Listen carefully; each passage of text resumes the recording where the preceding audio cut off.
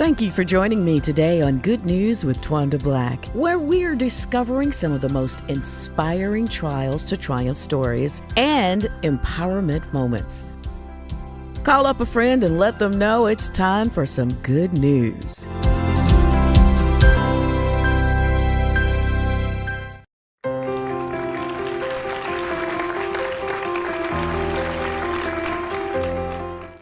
Welcome to Good News, where we talk with folks from all walks of life about their good news, because we celebrate our brothers and sisters when they are successful. So sit back, relax, and enjoy my next guest. I'm Twanda Black, your host. Joining us today, singer-songwriter Vince Becton. How are you today? I'm well, Twanda. How are you? I love that you say just Vince, right? You know what? I'm just plain old country boy Vince from New Bern, North Carolina. And you were born in New Bern? Yes, I was born in New Bern, North Carolina, born and raised up until the time I left and went to New York City. I was born and raised in New Bern, North Carolina. Wow. So why did you go to New York City? Well, I can put it like being like the prodigal son, you know what I mean?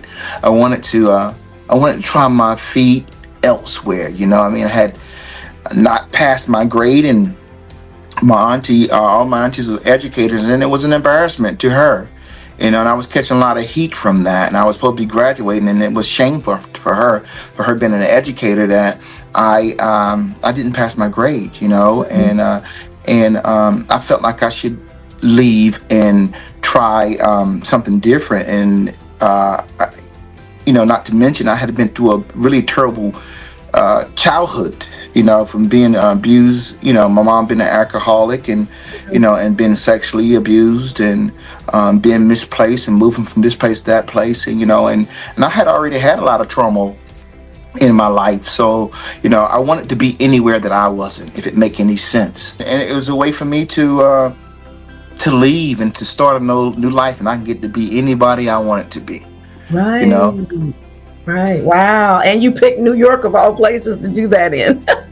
Well, yeah, my sister stayed in New York, and I went up there, and I started out. I got there, and I always loved New York City, because I loved the way the people talked, and you know, they was telling me about the delights, and I would experience that, and I wanted to be someone else other than who I was myself, because I was already lost. I didn't know me. Wow. So I know, and coming from like the country to the city, what kind of adjustment was that for you? It was everything you knew about life you had to learn over, you know. From coming from a town that has 20 cars coming down the street, and my auntie said, wow, there's a lot of traffic out here today, to going to somewhere where there's cars all over the place. You know, you had to learn to readjust, you know, and I was trying to fit in. I was looking for love, you know, but I forgot that I didn't know how to love myself. I was ashamed of me. You know, for not being able to learn well, and able to feeling like I was dumb and stupid, and you know, and did anybody say that to you, or it was you saying it to yourself? Well, you know, when you grew up in a household, you know, where your mom's an alcoholic, and I don't blame her. She didn't know anything different. She did the best she could, right? Yeah. What she was taught, and then being molested, you know, and never keeping all that to myself, never having anybody to tell this about, out of the embarrassment and the shame, because it's happened up until I was the age of 7, maybe 8. And I was already destroyed. See, when trauma happens in your life, and I learned this years later, that's where you stop growing. That's emotionally. Right. You know, so I had to learn to go back to confront the child in me. Although I was a fully grown man, there's a child that still needed to be comforted and need to be set free. You're absolutely right. You started out and you were a singer. Tell us about your singing career. When did you start singing? When did you realize that you had a great voice? Well, again, singing was a comfort to me. I didn't know anything about a voice. I just knew that I loved music and I gravitated to it. And, I should be in my mother's mirror, when we lived in the project, and I would have a towel around my neck, and I was James Brown. Or I was having something around my neck, and I was Michael Jackson, and I was just turning and twisting and doing all these things that I loved to do because it was something that was placed in me, and also too, it was a way for me to escape what was happening to me at the present, and I would go to church. My mother would take me over to the church, and she would drop me off because she had been drinking. She was drunk, and she was drop me off. My grandmother would, be there, and I would be in church, and was singing a young adults choir, and then from the children's choirs, from the children's choir to the young adults choir, from the young adults choir to the inspirational choir, from the inspiration choir to the senior choir. You know what I mean? So I was sung on all the choirs, and just never dawned on me about, hey, Vince, you have some type of voice on you. You need it. I did it for comfort. I did it for escape. Wow. And I never thought about myself as being a singer, because I was listening to other singers and say, wow, they really sound good. And they would say that about me, but I didn't see what they saw. Well, because you didn't love yourself at that time. But talk about you travel with some groups and you sang with some groups. You sang gospel at that time. Yeah, I sung with gospel. I started out with a group in my hometown called the Chosen Few. A few guys we had gotten together. Well, first I learned how to sing harmony.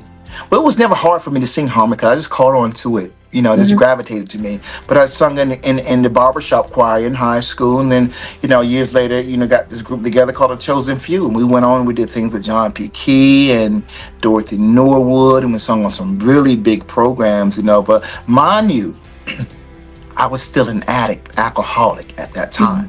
So I was going and drinking before the show or after the show, or had been high and out running all night long and coming and singing the gospel, and from some reason, God take care of babies and fools. That's what they say. I wasn't no baby, but I was just a fool. So we sung on some of those, and we could have gone professional, but I wasn't the only one that was hooked on the drugs, and it was running the women and stuff like that. There were other people in my group that was doing the same thing, and it just went on and on for years. And singing quartet, and it was great. So I sung with them, and I went on and I did some things, opening for some other groups, like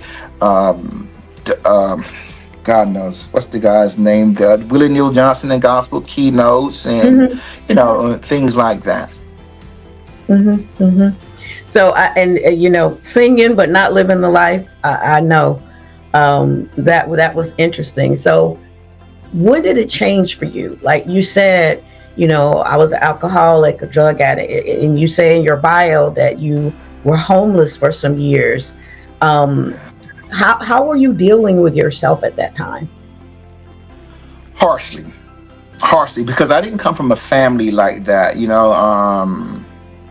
My mother and father was never married, and so my mom died when I was 7 or 8 years old, and my father had passed on before then. So my grandmother raised me, which was my father's mother, and I dealt with myself harshly because I didn't come from a family. I came from a family of educators and college graduates and police officers, doctors, and all that kind of stuff. I come from a really, really good, well-groomed family, and so it was hard for me. I dealt with myself very harshly, from being homeless, and all these things that I went through stemmed from drug addiction. From there to prison.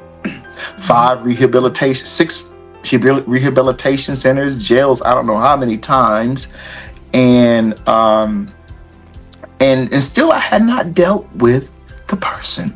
I just thought things was happening to me, and some way. But you know what? Through it all, I always acknowledge the Lord. It said, train the child in the way that it should grow up, and when they get older, it will not depart. And so what was placed in me and instilled in me never went away. You know, it stayed there, you know what I mean? Because God had to put a plan. Well, Satan's plan was to kill me. Right, You know? right. So God had to put a plan ahead of him, you know, to keep me alive, you know what I mean? Because what he had placed in me was favor, you know, and I didn't know anything about favor. You know, I just thought I was existing. And I also thought, well, my mom died early, my dad died early, so if I lived You thought you were going to go too, right? Yeah, if I lived to be 51 years old or 52 years old, I've outlived them, and I'm satisfied with that. Yeah. You know what I mean? Wow, wow. So when did it change for you, Vince? When did you just say, look, I'm tired, I'm not doing this anymore, I'm done. Lord, I surrender. When did you surrender to everything? Well, it's been some years now, a long time. You know, I said, Lord, I said, God, I ain't never been no bad person. You know, the Lord said, come to you as you are. And I came to him real ghetto. Lord, I ain't never been no bad person. Yeah. I said, and I know who you are.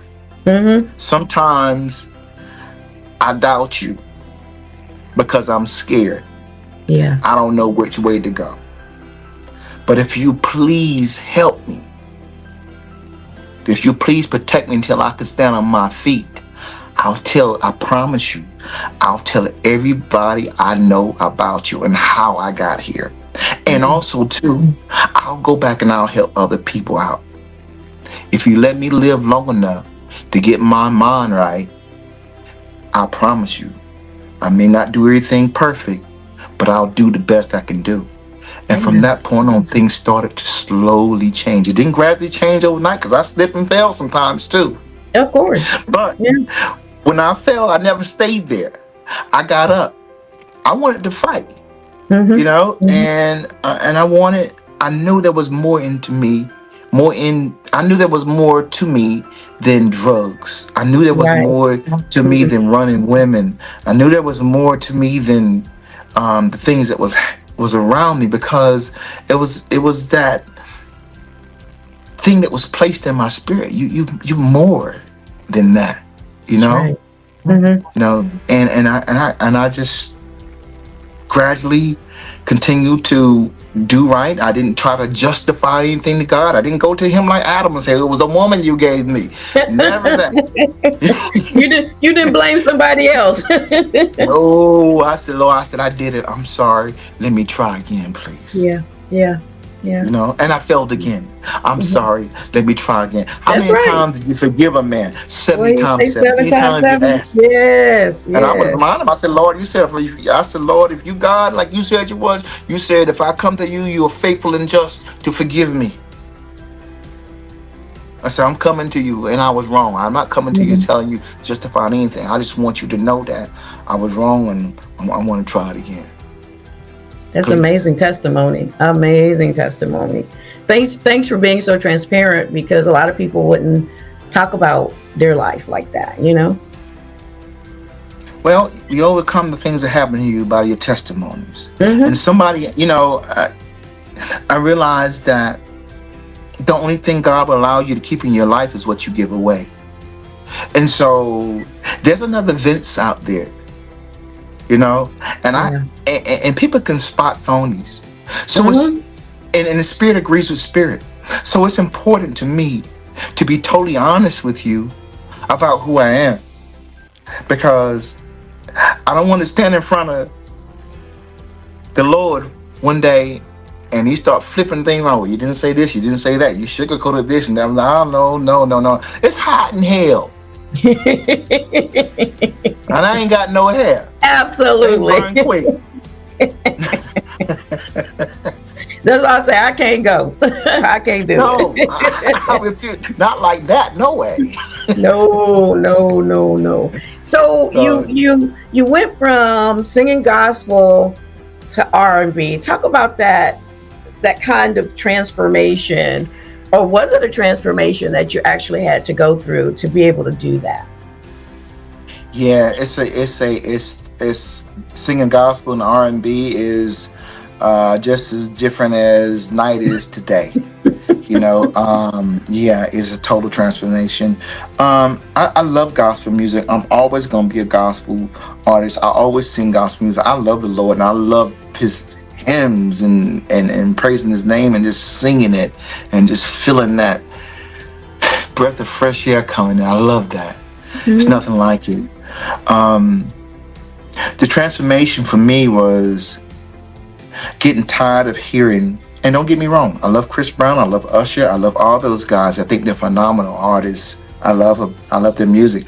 A lot of it. Some of it I don't really mess with too tough, but I said to myself, what happened to the Luther Vandrosses? What happened to the Teddy Pendergrass? What happened to the Peabo Brysons? What happened to the music that made us feel we wanted to do something different, wanted to be better? What happened to just to talk about love and intimacy? I don't feel like I should be singing, I'm gonna make you wet the bed. That's something you need to be talking between you and your woman or whoever else you can be talking to. You keep that kind of stuff off the radio, because I feel that raw artists needs to be more responsible with their lyrics and what they're doing. You know what I mean? Because I don't want a child to come and be singing that to me. I'm like, oh my Lord, where'd you get that from? Right. Cardi B is a perfect example of that. She was taking her child into the hotel room, and somebody was playing her music. She grabbed her son and she started yelling at her daughter and put her hands over his ears. Well, my thing is, what are you putting it out for? You don't even want your own child to hear it, but you're putting it out for other people's children to hear it. That's not a responsible artist. Yeah. So I got tired of that, and I got tired of hearing that. And I want my music to be the music that children can sing. It can be as radio friendly, it's ready. I don't have to bleep every word out. You know what I mean? I can talk about real things like love and passion and holding and intimacy. I'm talking about things that mattered, unto us. And I got up with J-Stylz, one of the group members from the group BlackStreet, on Teddy Riley with BlackStreet. He heard my sound and he says, yo man, let's see what we can do. Come to the studio and we got a song together, and I didn't know a lot that he taught me. I could sing, but he taught me how to sing. Yeah, that's what a good producer does. That's what a good producer does. Yeah. One time we took it line by line. I was like, Lord, I didn't know about stacking, and I didn't know about this, and I didn't know about this and that. And I was like, wow. So then when they mastered it and mixed it, I was like, who that? You were amazed, right? Yeah. I was amazed. I was shocked. And big ups to J-Stylz and BlackStreet and Teddy Riley. Thank you guys so much. I appreciate you, Jay, for stepping in and taking the reins and showing me how to be an artist. Yeah. So I guess, looking back, you could say, look at God. Look what God did, Oh, absolutely. He goes before anybody. If he ain't leading the way, I ain't going. I'm sorry. If he's not leading the way, Just Vince not going. You know what I mean? Because Just Vince is gonna be going to just hell, and I am not about to go there for nobody. I lived that right here on earth. I don't need to go to tell you what. I know what it's like. I know that's right. That's right. Now, are you still in New York? No. I'm in Virginia. I live in Virginia. Okay. Yeah, like I said, I'm from North Carolina. I live in Virginia by way of North Carolina. That's where I was born and raised. Yeah. That's awesome. So, are you producing? Did you record? Tell me about what you've been doing with your music. Oh wow, my music is out on all digital platforms, digital download platforms, streaming, whether you download it or streaming. I'm a writer, vocalist. Jay have taught me some things about the engineering part of it and shown me that, but I didn't really get into too much of it. You know what I mean? A lot of times we got to stay where God put us at. And one lady told me one time before, and the Lord said you're gonna be a preacher. I said, well, that's funny because He ain't never told me that. You know,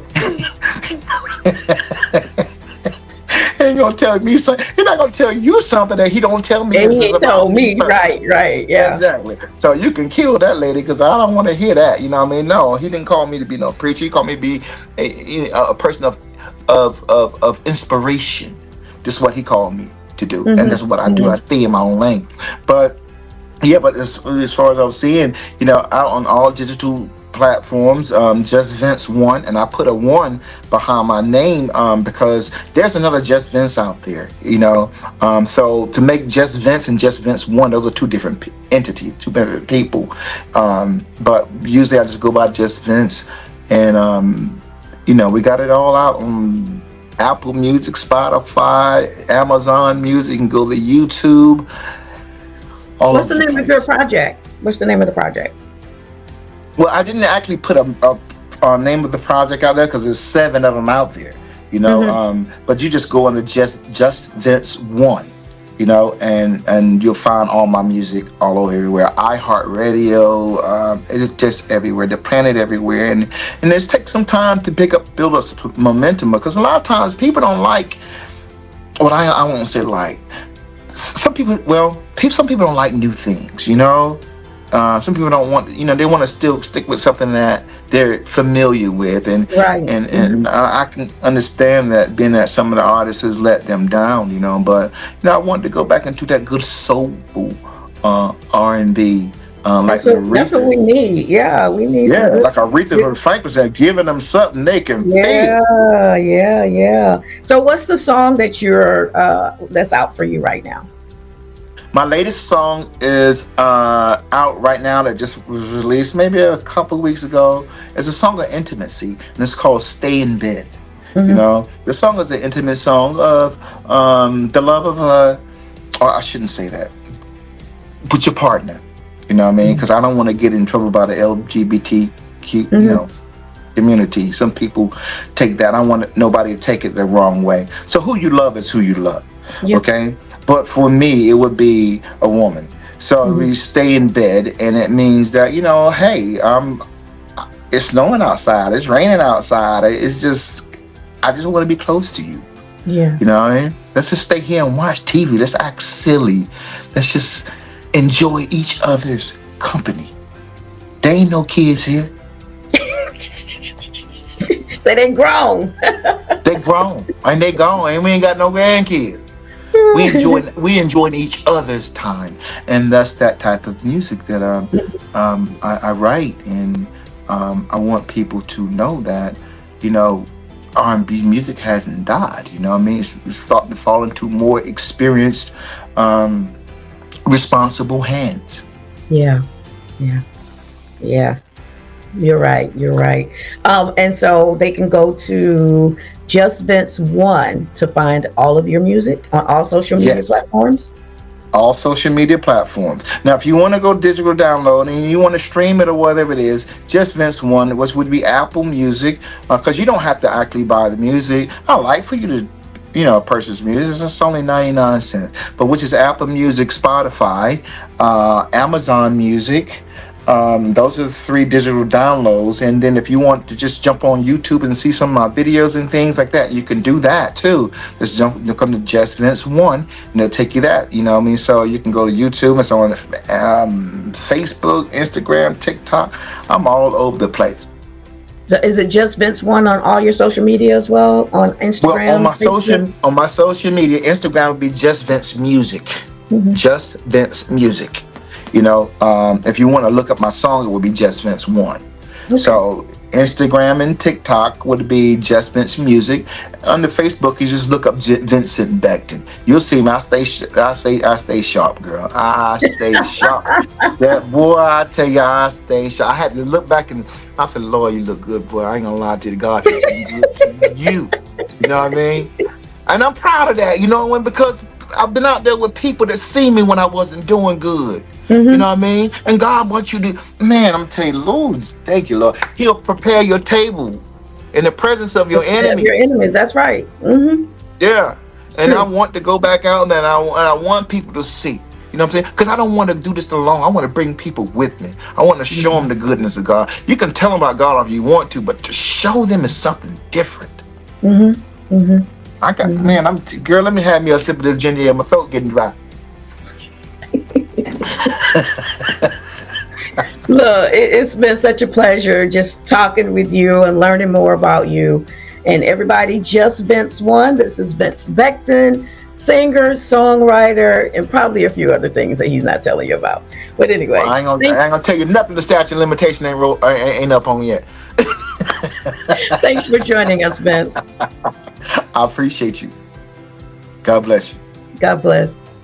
That was such an awesome conversation. If you'd like to be a guest on the show, you can reach out to us at goodnews@thepgnetwork.org. You can catch the show on demand on pgntv.org. All social media platforms, it's at Good News with Twanda Black. Look, I'll see you next time with some good news with Twanda Black. God bless you.